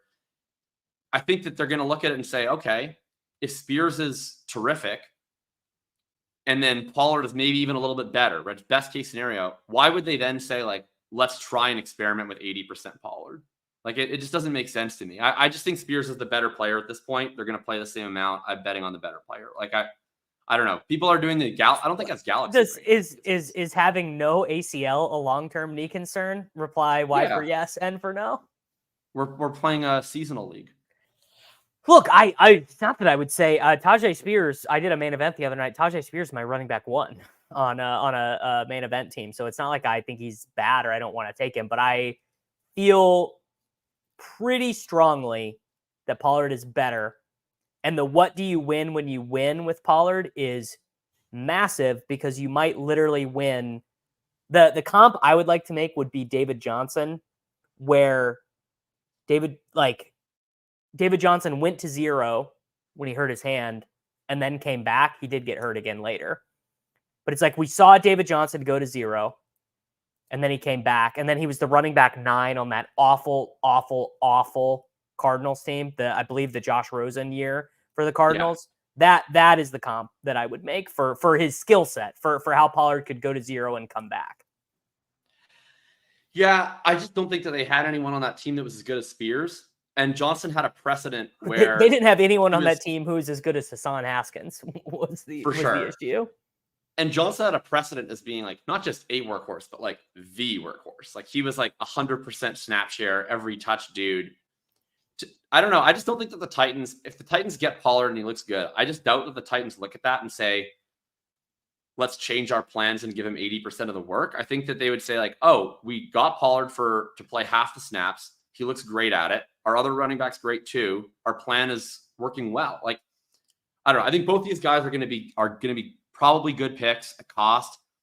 I think Pollard's the one who's more likely to be dust, even if I don't think that's the most likely scenario after watching him in preseason. Like, I agree. I'm more bullish on Pollard after watching him in preseason look like he has the juice back. I think the scenario where either smashes is just either one gets hurt. And that's the fun thing, is they don't have a third viable running back on this team. So I think if either one goes down, you get locked into like a pretty awesome role, which is why I think they're both good managed picks. But that's how you filibuster through a 10-minute break of a live draft in Las Vegas, is you get some Pollard Spears discussion. I got to say, none of those arguments were convincing enough for me to flop them in my rankings, or to think that, because essentially it is actually unknowable in the sense of we can't actually know, was Pollard always going to struggle being a lead runner, and it was putting a little bit of weight on, and that is what made him worse? Was it really this tightrope procedure? Was it just bad luck? Did he just have a very unlucky season as a running back? Why did Dallas give up on him? Did Dallas decide to go with Rico Dowdle, Ezekiel Elliott, and Deuce Vaughn because they really thought Pollard was cooked, or was it just a money thing? Like, these things will be unknowable. Now we're going to know them in like 8 weeks. I think we're going to know pretty soon into the season Pollard's level of cookedness. Well, I think one thing that's really possible is that we're going to see Pollard be awesome in a 50% snap share role. Yeah. And then the Titans don't feel the need to find out if he was capable of an 80% snap share role. Oh my God. Round 11, Chuba Hubbard. That's also, season. We have seen, since we took Caleb, Jaden Daniels, Brock Purdy, Tua, Trevor, and Goff. I think we made the right choice on snapping Caleb there. Also, shout out to me. 60% exposure to one Isaiah Bond in the underdog college best ball. I was going to say how many He is teams? having himself a half. Yeah, how many teams did you do in that? All right, we Not are that many. up. I only tossed in 20. All right, we are up. We are on the clock. We got ourselves a few options here. I like Polk. I like Downs. I like several of these running backs the same. And also be I like Downs on this team because we shouldn't have to start him until like buys or injuries, or unless he proves himself to be that good. You know what I mean? Yeah, I'm good with that. Actually, can we take his teammate? Yeah, I'm fine with that too. Either one would be good with me. All right, we got both. University of Texas, Austin. Wide receivers. And then for this pick, I would be fine with any of these like kind of handcuffy running backs like Charbonnet or Chandler or Can I sell you? You know, actually, I was gonna say, can I sell you on J.K. Dobbins? But actually, this is a bad J.K. Dobbins team. I think it's by the time Dobbins would be a starting player for us, he will have already been out for the year with injury. So yeah, I agree. I'm basically treating J.K. Dobbins the same way drafters are treating Chuba Hubbard and Jerome Ford, where it's like, the chat just did say a name that I think I'm gonna float at the next pick, and I'm actually worried he might not even be there. No, that's too early for him at round 12. Unless it's not. No, there are better picks than him still here. But the pick after potentially. For this team, who's best out of Sharbs, Chandler, or Algier? I don't know, whichever one gets the running back hurt. But yeah, I guess I think the pick is Justin Herbert. Huh, you do? Okay. Yeah, because 6-point passing touchdowns. It gives us 2 stacks with 2 quarterbacks that have upside. And then maybe Caleb is just awesome. And then we wasted our 12th round pick, but that's like a good scenario for us. Or maybe they're both like QB 10 to 12 and we play matchups all year. I've got a lot of teams where the 12th pick is going to be totally wasted. So, because I would like to do like Sharps here, but I bet we get one of these guys coming back that's like a Bucky Irving or a Ray Davis or something. I don't think those guys are that different. And most of my teams at this point in the draft are like desperately crying for running back upside, but I know we already have 3 starting running backs. So like I don't think we need Zach Charbonnet as badly as we need to make sure that we have quarterback upside. All right. Justin Herbert, welcome to the team. Honestly, I think a couple of these wide receivers that were in our queue might actually come back. I mean, famous last words, but they might come back around to us. No, I don't think we needed a wide receiver there. I think pretty good on wide receiver. If one of Worthy, Thomas, McConkey, and A.D. Mitchell is not projecting as a fantasy football starter, that is just running really bad. It's running really bad, I think. Yeah, I mean, week 1 lineup is probably Achane, Kyren. We'll just ignore the free look aspect of it. Achane, Kyren, and then it's Lamb, Moore, and then whichever one of the 3 rookie wide receivers looks the best, and then probably like maybe even Moss in the flex, and then hopefully soon enough 2 of the rookie wide receivers establish themselves.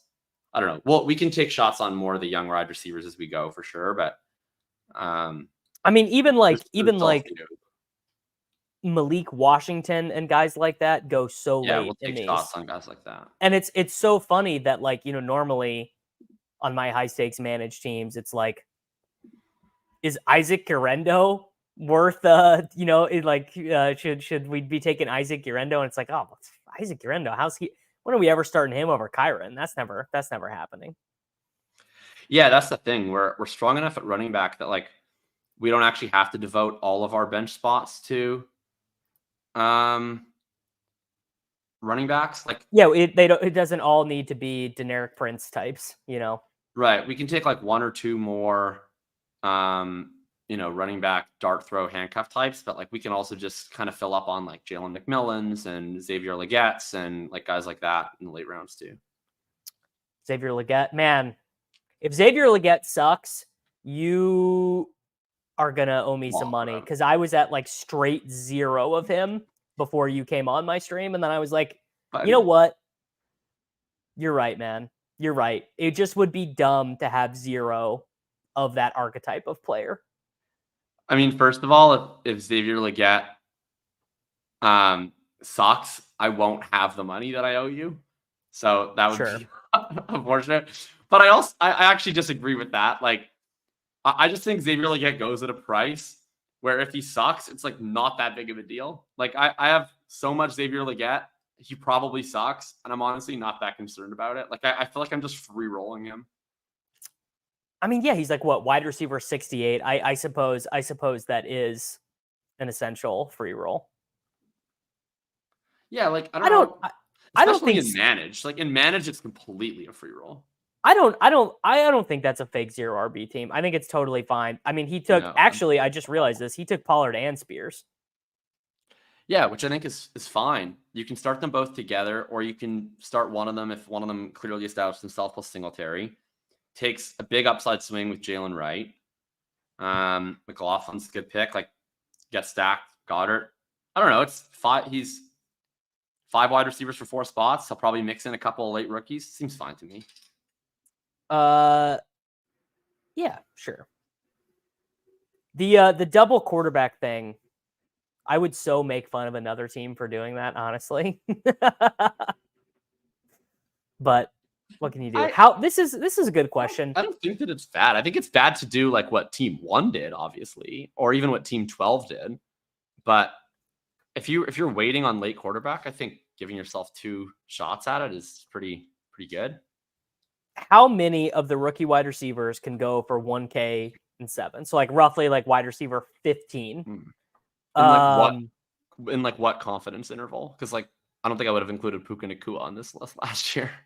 I think you just view I would say like a 5. Like you like, so just like it could definitely happen. Most likely is it does not, but it definitely could. I mean, I think Worthy, Neighbors. Wow, you want to talk about a Freudian slip? Me saying Worthy before Marvin Harrison Jr. is a pretty good look into how I think about the world. Worthy, Neighbors, Marvin Harrison Jr. definitely. Adunze could. Brian Thomas could, and that's probably the cutoff, I think. Lad McConkey certainly could. 7 touchdowns for Lad is a lot of touchdowns. Did he score 7 touchdowns at the University of Georgia in total? But he was never on the field, so. I was going to say, how could we know? How do we know how good Lad McConkey is when he played about 700 snaps total in 3 years? Well, buddy, have you ever looked at his targets per route run? He has scored. Actually, I was getting ready to like lie and be like he scored 7 touchdowns in his career, but that's not true. He scored 7 touchdowns. He actually scored 9 touchdowns in a single season in 2022. So there you go. All right. Shout out to him. 18 career touchdowns for Lad McConkey. So actually, the wide receiver that both of us had at the top of the queue, I would say might even be a favorite to come back around to us. Yeah, I think probably is. Why did Lad play so few snaps? Because he is always hurt. He's always hurt. He had we famously learned in the Giants Hard Knocks that he had injury red flags on their board, and that was kind of the rumor on him coming out, and probably why he wasn't a first round pick. Actually, it sounded like a lot of the drumbeat heading into the NFL draft was that he was going to be a first round pick, and he ended up being, what was he, pick 38 or whatever to the Chargers? Yeah. I mean, I'd been mocking him to San Francisco the whole offseason because he seemed like such a Kyle Shanahan-ass receiver. Such a Kyle Shanahan-ass receiver. Like the older, slightly worse version of Lad McConkey, which I have to guess is probably because of medical issues. Man, I'm going to be honest. I thought Ricky Pearsall was like a day 3 ass wide receiver. I do not get it, personally. Yeah, I mean, I liked Ricky Pearsall as like kind of a sleeper, but when I thought in my mind he was a sleeper, it was more of like, this is a guy I'm going to like when he goes in round 3. Yeah. And Yeah. We got another. See, this is, I think, more of a fake 0 running back team with team 6. Or no, I guess he got to the 5th in with Ridley. I just don't like his receivers as much as team 10, but it's the exact same structure. So I shouldn't knock it. Yeah, it's just if that was a name, if he had taken JSN instead of Ridley, we'd be like, oh, good team, man, good team. Team 6 is fine. It's just that he has Mike Evans and Calvin Ridley instead of Devonta Smith and JSN. So and how often do you think the Najee Harris and Blake Corum teams are the same? Almost never. All right, we're on the clock. Yeah, this is our producer. You think? Which one? I think they're both good. I would. Who's the other one? The other producer. Oh, I think that's like way later. He is buried on NFC ADP. So the only thing I would say about this pick is that would be our 6th consecutive rookie wide receiver. Is it just say the line, Bart? Not a problem to me. Yeah. Okay. Not a problem. Yeah, the sign would bother me if I could. Who else are we gonna take that's not a rookie receiver? We're gonna take fucking Quentin Johnston. Jalen Tolbert. I guess we could take Jalen Tolbert. No, he sucks at football. Like I'll like indulge your Jalen Tolbert madness in best ball, but not managed. What if, man? What if? We could take Michael Wilson or Demario Douglas. Those are that just does nothing for me. I really am just like that just does absolutely Jalen nothing Tolbert's for like me. certified ass. Like at least those guys like are a little bit good. Man. And we don't even have a rookie running back, so honestly, we're gonna take one this turn. Well, I like the third year player here too. Honestly, like both are really good. Wait, 3rd year player? Yeah, the Bear. Oh, can I float another less fun but probably more points option? Sure. What about Samaje Perine? Yeah, I knew you were gonna float that. Man, I think it's actually fine. Here's the thing. It's very funny that I'm about to make a tape-based argument here as someone literally says turn on the tape. One of those great Twitter accounts, and I'm now obviously forgetting who it was, did every Samaje Perine reception for the Denver Broncos last year. And my thought on watching a lot of checkdowns from Russell Wilson was that is a Jerick McKinnon ass running back. That is a Jerick McKinnon ass running back. I like Perine. I don't think it's a bad pick here. It's probably a bad pick here because there's a guy with like giga ceiling that we would be passing up on. I would be more in on Perine than Herbert because Herbert's actual true ceiling, I think, is not that high. Like, even if one of the other 2 running backs gets hurt or shadow realmed, you're getting like Khalil Herbert, 55% snap share, 70% carry share, 0 receiving snaps, and he's going to project for like 12.8 PPR points. And I don't know that he actually exceeds either of our top 2 running backs. With either with Perine, at least it's like, okay, Pacheco goes down, and I can see the like Darrell Williams, Jerick McKinnon, massive contingent upside. And then Vidal, it's like, well, he could just take over. You haven't even used the best line against taking Perine, which is that famously Jerick McKinnon scored 9 touchdowns in the fantasy football playoffs in 2022 and you can look at this on FFPC, was routinely not being started because you just didn't know. He was playing about 18 snaps a game. What's happening, by the way? Is the draft paused? Team 1, time up, make your pick. Yeah, looks like something is paused. Well, I'd be fine with either Vidal or Perine. The only slight preference that I have to Vidal would be that I think there's like a 30% chance Perine makes it back to us. I think there's like a 0% chance that Vidal makes it back to us, and I view them as in the same tier. But I don't mind Perine. Free look also. Oh, well, he's not going to play hardly at all. He's been on the team. He's probably not. He literally. Oh, well, our decision has been made. Fuck. Team 1 coming out of left field with Kamani Vidal was not on the menu. I would have guessed that guy could have been in this chat and been like, Kamani Vidal, who's that? All right. It's Kyren or Khalil Herbert for me. I'm firmly Pirine. Like if Pacheco goes down with an injury, Pirine could be projecting for like 18 points. I don't think there's any world in which Khalil Herbert's projecting for 18 points. I am stunned. I am stunned that the Raheem Mostert Brandon Cooks drafter selected Kamani Vidal. I'm like, that is so far out of Zeke was left right field. there. Zeke was right there. Wow. I mean, hey man, I guess you never know. I guess you really never know. Or maybe I think from reading the chat, Team One had internet problems, so that leads me to believe maybe they are watching, and you just talked them into it. That's possible. Oh, Legeckos. Team 4 is a thing about thinking subscriber. Actually, they're not. They drafted Jacoby Myers. That's probably a bad sign for my Xavier Legette bags that someone drafting that. That's another you'd almost never see those players get drafted together. Jacoby Myers and Xavier Legette is almost certainly to be ideologically opposed drafters. By the way, Dylan Raiola, 30-yard touchdown to Jamal Banks. Just keeping people updated on the underdog pick'em entry for the day. Hope you tailed, brothers.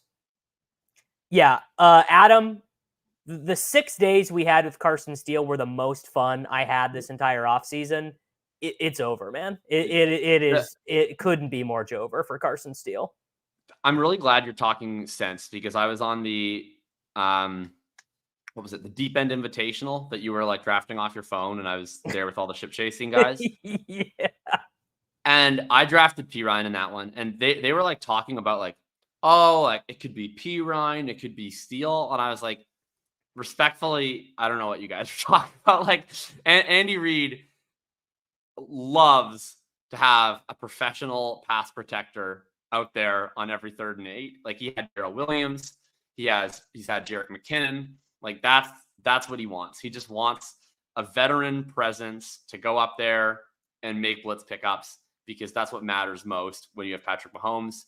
Samaje Perine is a lifelong professional 3rd down running back. Well, actually, I want to make it clear. This is, man, people do hate when I do this stuff. But I actually do want to make it clear. Once upon a time, people felt about Samaje Perine the way we feel about Kamani Vidal. This is Oklahoma's all-time single game rushing yardage leader. He had a round one, not just Oklahoma's, college footballs, isn't it?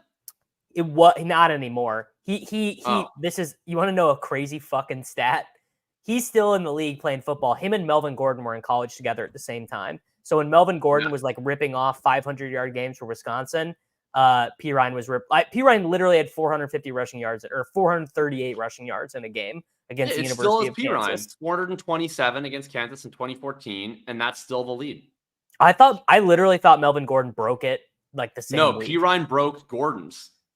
That's right. Okay. So anyway, this is to say, I think probably the right way to view Samaje Perine is like Latavius Murray, but 3 years younger and on the Chiefs. If that does anything for you. Yeah. Yeah. Well, I remembered it. Murray. Yeah. I remembered it backwards is what happened. Do you guys remember Saints Latavius Murray when that's Alvin a better, Kamara he was 29 then. Yeah. Yeah. Like, and then Alvin Kamara would get hurt a couple times each year. And then Latavius would come in and he would get all the touches. And he was like awesome. Like you were so fucking pumped. Remember he got cut? The Saints Latavius Murray years, that people were drafting him on a different team. He got cut and then bailed people out on the aforementioned team. Wow. So I also should hand up if you are in a Discord or whatever with me, and I was laughing at Samaje Perine on the Chiefs initially. I needed to think about that situation more. My immediate reaction was, this is classic Andy, signing this guy. And then I looked like, because Melvin Gordon is the most recent example of this, that he was on the Chiefs practice squad last year. But before that, other veteran running backs that he had signed very close to the start of the season, Jerick McKinnon, Carlos Hyde, Le'Veon Bell, LaShawn McCoy, all of those guys, other than Hyde, who he cut before the season, and Melvin Gordon, actually played real roles on the team. The funny thing is, they don't have anyone for the role that Perine does best. Like that's it's the Darrell Williams, Jerick McKinnon role. It's That's what they don't have. He's Damian Williams. Or not Damian, probably Darrell. Probably not Damian. Yeah, more Darrell. But still. But Darrell Williams, and Darrell Williams sucks. Piron's better than Darrell Williams. Darrell Williams was still, down the stretch of, what was it, BBM 2 or whatever? Darrell Williams was a guy you wanted to have. He was scoring 20 points every week when Clyde was out at that period of time. I think Piron has very real upside. I mean, we just saw Piron do it with the Bengals 2 years ago, right? It was down the stretch, no Joe Mixon, and Piron's just ripping off catches. He's a good receiving back, and he's big enough to be at the goal line. He's weirdly a brand player for me because for years when he was on the Bengals, I had this thing called the Samaje P line in Dynasty. I do remember. I'm well familiar with your game. Yeah, so I'm very happy to be invested in the P line once again. I mean, I think the chances of him being, because the first year of McKinnon in Kansas City, he did nothing. I think that was the first year after the dead legs thing. He did it in the playoffs. Yes, but he was playing some pass blocking snaps, but was not earning any targets at all. And actually, I think he even got injured and missed some time. The Chiefs running, I mean, it's crazy. I did a thread on this once, and the thread would now actually be outdated, but I did a thread on everything that happened in the Chiefs backfield since they cut Kareem Hunt. And it is the most, I mean, I'm telling you, the sequence of events, the names that come in and out, it blows the mind. If they, honestly, I get what they were doing with the Clyde pick. I mean, I think Clyde was the wrong player to take if they were going to do that. Jonathan Taylor or he was right Swift would have been the right one to take. But I kind of get what they were doing with it, which is just Andy being enough of having 4 guys who can only kind of half play into one playable running back. It's just a mess. They still haven't solved it. Oh, man. Anyway, that's one of my favorites. They kind of have solved it. I think they're back to to me, this is the perfectly functional running back room. You have Pacheco, who's the 17th best running back in the league, plays all the early downs. Yep. Piron comes in, plays all the passing downs. And yeah, I think that they probably looked at it and they were well, maybe Pacheco could just stay on the field for all 3 downs. Maybe we could use Carson Steele. Maybe we could just roll out Clyde Edwards-Helaire. And then Piron became available, and they were we can just add this guy for basically free, who does exactly what we want someone to do, plug and play, and who he's also gonna get up to speed fast. This is what he does. He knows how to come in on 3rd downs and pass pro, and he's gonna be ready to rock. By the way, I'm gonna pull this up because I had completely memory hold this game. Samaje Perine scored the touchdown that sent the game to overtime for the Cincinnati Bengals against the Kansas City Chiefs. Wait, did he? I thought he scored the first one, the one that kickstarted the comeback on a 40-yard screen when it was 17. That's right. Yes. There you go. You're a younger man than me. Your brain works a little bit better. That is correct. We got a round 15 Jets pick. Incredible stuff. But yes, he is the one. I played P. Ryan in Showdown, so I remember that game very well. Of course. So that is a classic case of NFL coaches do this stuff all the time. Yeah. You play good against me. Jahan Dotson's best career game of all time is against the Eagles. Trade a conditional pick for you. It's just, that is classic NFL coach stuff. I think actually I would love to just be able to ask Andy Reid this and get his truth serum take. I think his plan, if Piron wasn't on the roster, I really do sort of believe it would have just been, let's just see if Carson Steele can be our 3rd down back. I kind of think that was the plan. Yeah. I agree. I think he would have been probably fine with that. Might have worked. I mean, he's Darrell Williams is there's one of the no least shot viable running backs to have ever had a real role on an NFL team that Andy Reid was sure, I guess. I'll do this. Darrell Williams is so non-memorable outside of being a Chief that I couldn't tell you anything about his profile, how fast he was, where he went to college. I can tell you that stuff. I can tell you all of those things, and none of it's good. He ran a 4.72 and he went to the University of Arkansas. Well, Damian was at least fun. Damian went to the University of Oklahoma. Yeah, Damian was fast. He went to the University of Oklahoma, and he played on Miami for a little while. Like he had some wiggle that Daryl most certainly did not. Daryl is positively wiggleless. Yeah. By the way, I was like, I was halfway lying. I didn't know if I was right about anything that I rattled off there. I went 1 for 2. He did run exactly a 4.72, but he went to LSU, not Arkansas. Sure. All right, we're up in 1 pick. Golly, do I feel glad that it's okay that none of these running backs are any good. I mean, this shout out to a 2 running back through a 3 start for not having to really sweat any of these guys. I have a pitch that I think you might be interested in. We have 2 non-rookie receivers. Yeah. What if I was to tell you there's a nice floor play wide receiver in a PPR format who's going to have 87 targets this year, just in case our rookies get off to a slow start? It's funny. I was actually about to pitch another rookie wide receiver, but this guy, whoever drafts the guy I was thinking of, is gonna drop him post haste. So I do think we just take Short King Wandale. Oh, okay. That wasn't the Short King I was thinking of, but I'm also fine with him. Oh, let's take the other Short King. The other Short King is on a good team. Yeah. Yeah. Okay. Select Greg Dortch. Yeah, the other Short King is on a terrible team. How insane was that Wandale? Oh, we're already back. What do you think here? I think we do like, Malik. I think we do Malik Washington, and then we be adults with our final 2 picks. That works for me.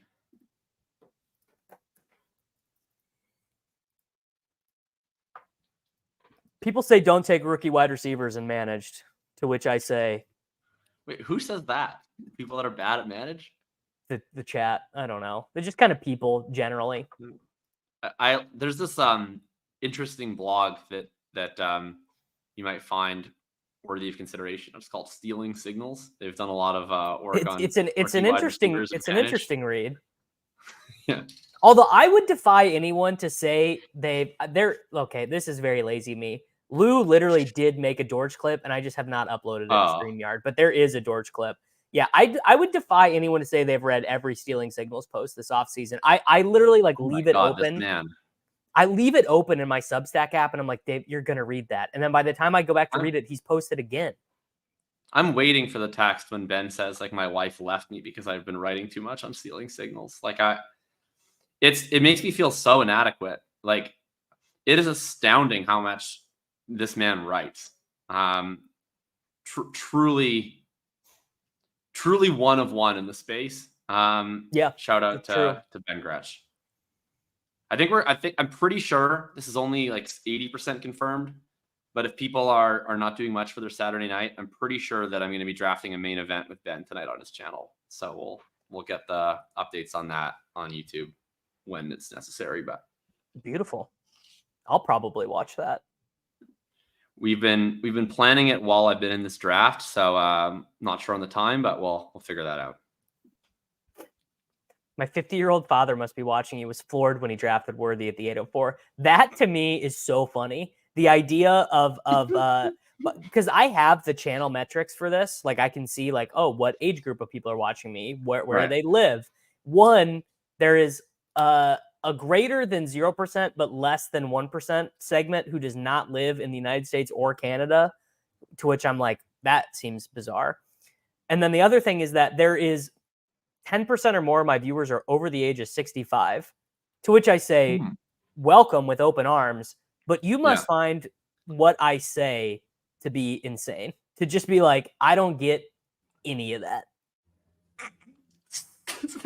The Chris Air comment is closer to accurate than I wish was true. Sometime I'll pull it up and show you guys. It is literally 90. The graphic says 99.9% male. Literally 99.9%. Oh man. I also would think that a person who's 65 would just find me extremely annoying.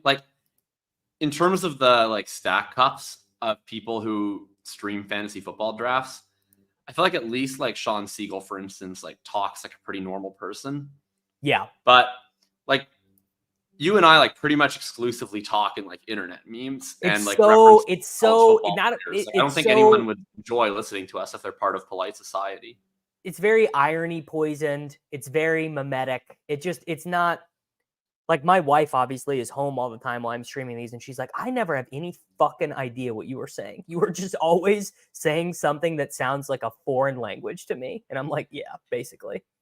Yeah, like one of my friends watched one of my streams just like as a fun thing, and then they said like I think that they're like you're part of a separate society. Like you log onto the internet and you leave our world and you're in a different society with like other people who are they referred to me as football autistic, which was like a fair comment, tough and fair. But yeah. What can you do? CSU is making a comeback on Texas, apparently, according to the chat. Are they? I mean, probably not a good one. No, they're not. Torrey Horton. No, Torrey Horton, nothing. Torrey Horton is actually probably a name that we're gonna have to learn soon, but he's doing nothing. The college football battle royale was overlaying massively on Underdog today, so I auto drafted a bunch of teams, and Nice. I moved this. Trevor Etienne was out for Georgia, Yeah. So I moved this Branson Robinson kid way up in my auto draft rankings. Yeah, and then he's toast though. Yeah, he's I think it was an Achilles. That's like his first game off an Achilles, I think, maybe ACL. Buddy, would have been nice to know about 6 hours ago. Would have been nice to know because he got 0 points on was 6 it patellar touches. tendon? I don't know what injury it was, but last offseason he had like one of the devastating knee injuries, and I will confirm what it actually was. All right, how are we gonna land this plane? We do need one more running back pick.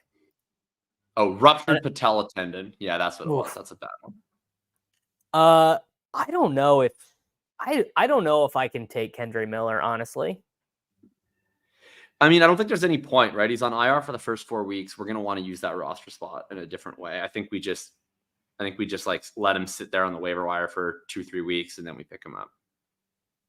Do you want to hear where do you land? Speaking of ruptured lower body injuries, how do you feel about Cam Akers?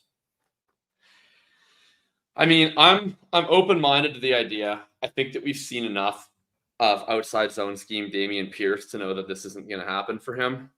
So early in the season, I was kind of open to Jawar Jordan, but like Cam Akers looks pretty sick. How could you possibly, as a college ball knower, be into Jawar Jordan? He was better than Isaac Garendo on Louisville last year. That's a negative for Garendo. It's not a positive for Jawar Jordan. I mean, like, I don't think Jawar Jordan, but this was my take on Jordan. Was like, thank you, Michael. I will continue 52 and 64, man. I underestimate people, and Cam Akers goes. So what? It doesn't matter. We can talk it through anyway. I think that I don't know. I think there's like two specific types of running back that works in this system, and it doesn't necessarily correlate with like being a good prospect. Like it's either the large, like just hyper elite vision guys that are non-athletes, like the Mike Anderson, Ruben Drones, Alfred Morris, like contingent, or it's the like, I don't really know how to play running back, but I'm very fast contingent, which is like the early career Raheem Mostert. I think he's later become a better running back. Like maybe Elijah Mitchell even. And I was like, maybe Jawar Jordan can just be one of those guys, but it doesn't seem like it's going to happen for him. Also Jawar Jordan at one point, I don't think this is true, but at one point he was interviewed and he said that he would be the starting kick returner for the team. I think that the coaching staff has disagreed with him on that, but he was really confident about it, and I took word for it. Okay, can I make a suggestion that's going to sound like a joke, but actually in no way is it a joke? It's going to be Sion Vaki, isn't it? He like legitimately is just going to be a running, like just a normal ass running back on the backfield that the last 2 years has been top 2 in expected points for the running back position. So he's basically just Jalen Wright, right? He's the third back, he's mid-round Jalen rookie Wright, who has two-way contingent upside. Yeah, let's do it. Like the first time I did take Sion Vaki in an online championship a month ago, and people were like, "You are on drugs. And now I'm so not appreciated in my time. Now everyone is woke. Leader. Yeah, now everyone is woke. Appreciated in my time. All right, take your pick of any wide receiver or tight end that you'd like to have. Yeah, I think I would be either Whittington is fun, or Brendan Rice, or like I was gonna say the boring tight ends, but there's enough of them that we'll be able to get one on waivers if we need to. So I would be either Ben Sinnott, Jordan Whittington, or Brendan Rice. So Whittington is fun because Puka still is dealing with this knee thing. Sinnott is fun because it'll be really fun to drop him when Zach Ertz runs 72% of the routes in week 1. Let's do Whittington because we'll get information on Puka's health, like probably even before the season. Speaking of not appreciated in my time, I was in one of the Ron Liam drafts like 3 weeks ago or whatever. And when I proposed drafting Jordan Whittington ahead of Ricky Pearsall in that draft, I was really made fun of. And now we just did it here. And I think that it's accurate because we're not going to get any information on Pearsall week 1. Like he's not going to play, and he's not going to play for a while. He's just not going to play behind Jennings. So like you're either going to have to hold him for the long haul, or someone else is going to drop him and you can pick him up. At least with Whittington and Rice, you'll be able to find out like what they are earlier, and then you can make a determination on what you want to do. So Tyler Goodson. Well, because if you and I are both of the opinion that Jonathan Taylor runs with a piano on his back, then Jonathan Taylor does not run with a piano on his back. That Trey Sermon runs with a piano on his back. Then we should have we don't have to go that deep. So Jordan, what I'm hearing is that it hurts, that this injury that Puka has had does not feel good. That it is a pain tolerance thing. He has bursitis? It's synovitis, whatever that is. Synovitis. Okay. I don't really like hearing itises.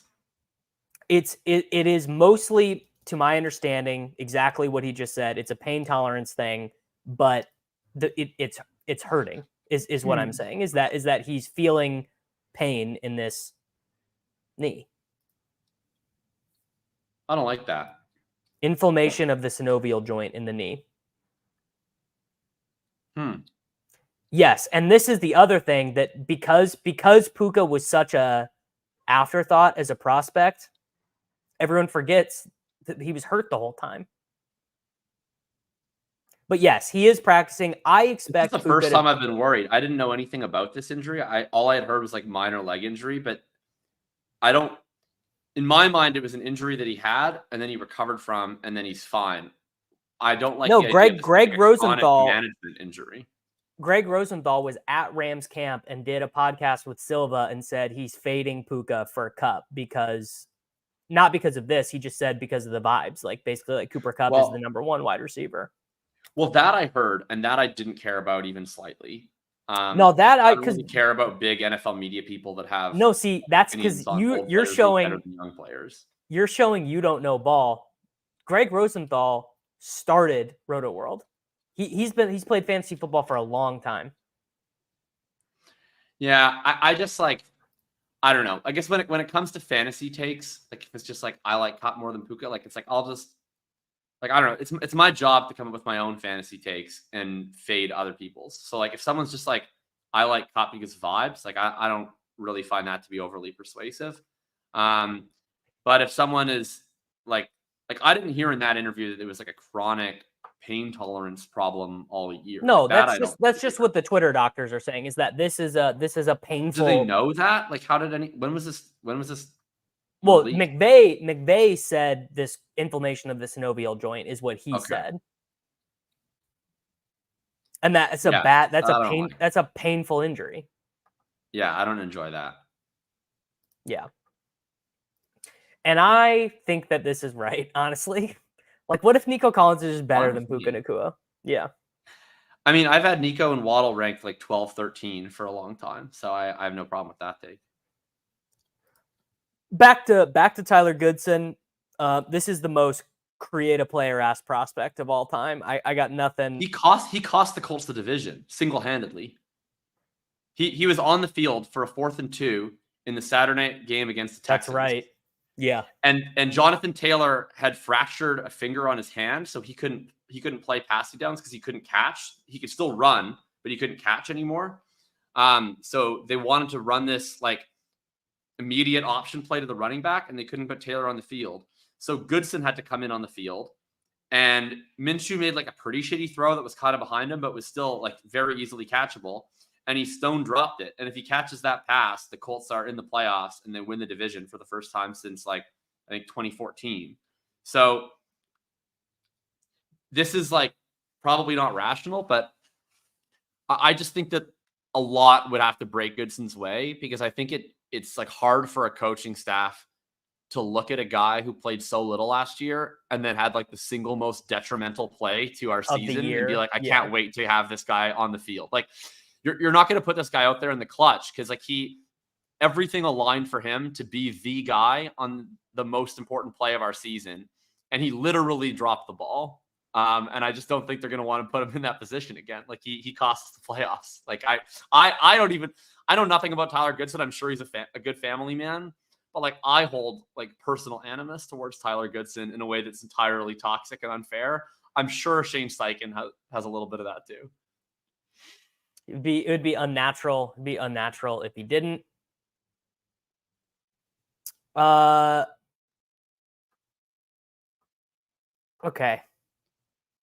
Oh, actually, I thought we had to take another running back. I just realized we don't have to take another running back, which, given that the names in our queue are Kendre Miller and Keaton Mitchell, bodes very well for not having to select another running back.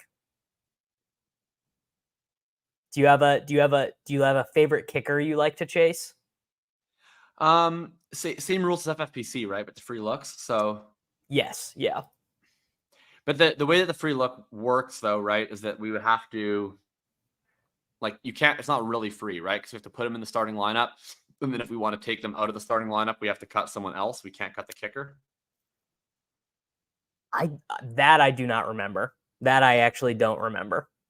Because I know that's how it works on FFPC. I don't know how it works on NFFC, but I think the way it works, at least on NFFC, is you have to put the kicker in your starting lineup. You can remove him from your starting lineup for a different kicker, but then you can't cut the original kicker that week. You can cut him the following week. You have to cut someone off the bench. So we could go one free look, because like as long as we get a decent game out of one of Worthy or P. Ryan or something, then like we probably don't need like Greg Dortch, for instance. But I don't know that. I don't think we want to do double free look with like bad picks, because then we're gonna have to cut two players. Well, why don't we just take a kicker that we like then? Why don't we just take the 49ers or the Dolphins kicker? And then I don't know anything about their opening schedule, but I just play the Bengals in all these formats because they're going up against Jacoby Brissett and. Well, I was going to recommend Bengals kicker too, because of Money Mac, and they're like a 10-point favorite. But Jake Moody is probably really good too. The 49ers and the Lions, don't they play at Detroit in week 1?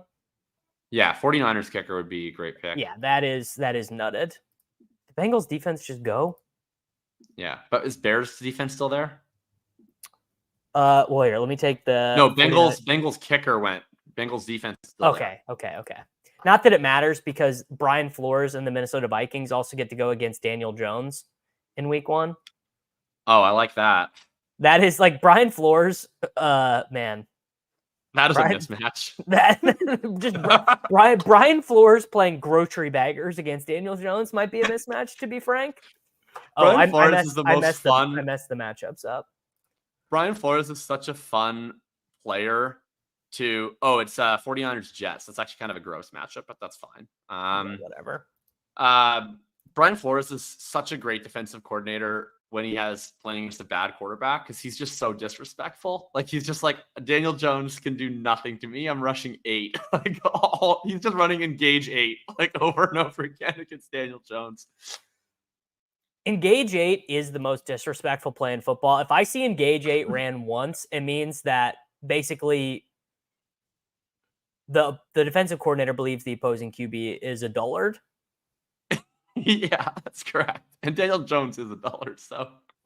Man, I sometimes feel like legitimately bad for Daniel Jones because like it's clear he's playing with like 0.0 confidence, like confidence intervals of 0. Which is like honestly, I'm like, you know how hard it is for me to not be in on Wan'Dale Robinson, but I'm like really not that in on him because I'm just like, this could be worse than last year's offense. Yeah, I it's hard enough to get into neighbors. It's really hard to get into secondary New York Giants. Bengals D or Vikings Team one took double kicker. I just want to double kicker with the Cowboys defense. I've done a lot of Bears, so like just for personal exposure reasons, I would go Vikings, but I'm not going to put that on you. Take whoever you like. But we can take the Bengals too. Oh, that works. Yeah, I'm good with any of those. All those matchups are money. It's just whoever gets the pick six. I do Bengals and Vikings are the two that I do. Okay. Let's recap the team. CeeDee Lamb, 102. Devin Achane with our second round pick. Kyren Williams, famously the first time Jacob has ever drafted Kyren Williams. DJ Moore, Xavier Worthy, Dalton Kincaid, Brian Thomas Jr., Ladd McConkey, Zach Moss, Caleb Williams, A.D. Mitchell, Justin Herbert. I would have taken Jalen Polk where we took Mitchell, and we got him like 40 picks later. Samaje Perine, Greg Dortch, Malik Washington, Sion Vaki, Jordan Whittington, San Francisco 49ers, and the Cincinnati Bengals. You know, the only thing that I would say is this team might be better if we did have a Khalil Shakir, Marquise Brown, even like a Jerry Jeudy or someone, just like one extra adult in the room at wide receiver. The issue is Marquise Brown, if he was playing week one, would have made a lot of sense in the McConkey spot. But like, if the thought is Worthy and Thomas get off to a slow start and we need a veteran, then like Marquise Brown unfortunately doesn't really do that for us because he's gonna like probably miss the first 2 weeks. But yeah, like if we weren't total slappies, like maybe we just be adults and we collect like Mooney over Calvin Mitchell. Ridley or Keenan Allen at like the Xavier Worthy slot. That is never happening. That's never happening. I would say Slappy is probably. I guess we could have gone Cortland Sutton instead of Ladd McConkey, but like that's not something I'm gonna do. But it's something I acknowledge could be smart. Setting us up for the Bo Nix play later, obviously, of course. I mean, look, I guess Adonai Mitchell was unnecessary, right? Like we could have just taken like Tyler Lockett instead of Adonai Mitchell if we were like gonna be adults about it. We're gonna be adults. We're not. Yeah. I mean, obviously that wasn't. I like to think of myself as being part of the Zoomer cabal. So even though I'm 32 years old, I mean, look, this is the best high stakes team I've drafted yet. I think this is the one that I feel. Me too. I really like this team. This is just a really good team. We have a potential top 5 guy at every spot. I say that with no qualms having Herbert and Caleb on the same team. Perine. We got an elite tight end on this team too, which I keep forgetting. Yeah, getting Kincaid and not like if you look at all the guys who went after Kincaid, I don't really feel FOMO until you get to JSN, Rome, but like all these guys who went between Zamir White, Najee Harris, Ramondre. I mean, not that I would never take those guys or think they stink or whatever, but I feel pretty freaking good about this team. Because normally I don't. Normally I get done with these drafts and I'm like, me neither. I like actively had like an emotional breakdown. Pretty good, man. Like pretty on good. stream, like on the last team that I did with Liam and Ron, because they made me take Terry McLaurin ahead of Brock Bowers in a tight end premium format. And I like wanted to like book a therapy appointment immediately. This team I just love. You can't complain about it. All right. We got, I mean, who's going to be the first wide receiver cut on this team? Where are we going? I guess probably Malik Washington ends up being the cut. Well, there's 2 answers, right? The optimistic answer is Greg Dortch, because that means that all of our rookies are just popping immediately and we no longer have a need for our Sherpa of guidance to all of our young lads. If things aren't going See, quite as well, that's actually a very pessimistic answer for me. So no, I you mean, can't have I think Greg Dortch could be like, I think Greg Dortch's own performance is irrelevant to whether he gets cut from this team. Like Greg Dortch could be That's doing true. good Greg Dortch things. If two of Ladd, Worthy, Thomas, and Mitchell are just immediately balling, then it's like, Greg, like, thanks for your guidance. Like, you're the Pete Best of the Beatles at this point. Like, we're moving on in a different direction. If things aren't going as well for us, the other way for this team is like, Brian Thomas just had 12% yard targets per route run. Ladd McConkey ran 17 routes this week on the Chargers. Then Greg Dortch is playing in the flex, and we're probably cutting Jordan Whittington for like Xavier Gibson or something. Ugh. Actually, honestly, I find in these leagues the thing that ends up making the most sense is actually tight ends, and like Hunter Henry and Noah Fant and guys like that don't get drafted here because people do 10 wide receivers, 9 running backs, and like those guys, like if you sort by projected points in a given week, those guys end up being pretty strong. Yeah, I mean that's a future fight. Dropping Greg Dortch is definitely a future fight. It's not worth arguing about right now. All right, let's get out of here. Jacob, I've heard he's good in the locker room. He's good in the locker room. Tell the people about thinking and all of the stuff that is going to be coming this year. What are you doing with the Hitchhiker's Guide to running backs? What's the in-season plan? Someone just asked about week 1, and I want to know that this is against the law. You can't ask me about week 1 until at least Wednesday. I'm too busy checking right now to see if there's another puppy open. So you are actually legally not allowed to ask me about week 1 yet. Continue. Agreed. Thinking about thinking. Yeah. So we got, I already put out a piece this morning. I'm doing one final take for every team in the NFL. I did all the AFC teams today. I'm going to do the NFC teams at some point today when I get a moment.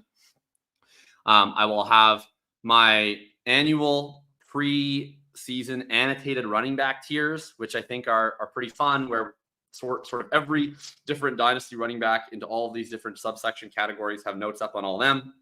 We'll have that. I'm going to have a piece out prior to week 1 all about sort of the very quick preseason Hitchhiker's Guide, basically how I think the backfields are going to look in week 1, how I expect them to evolve.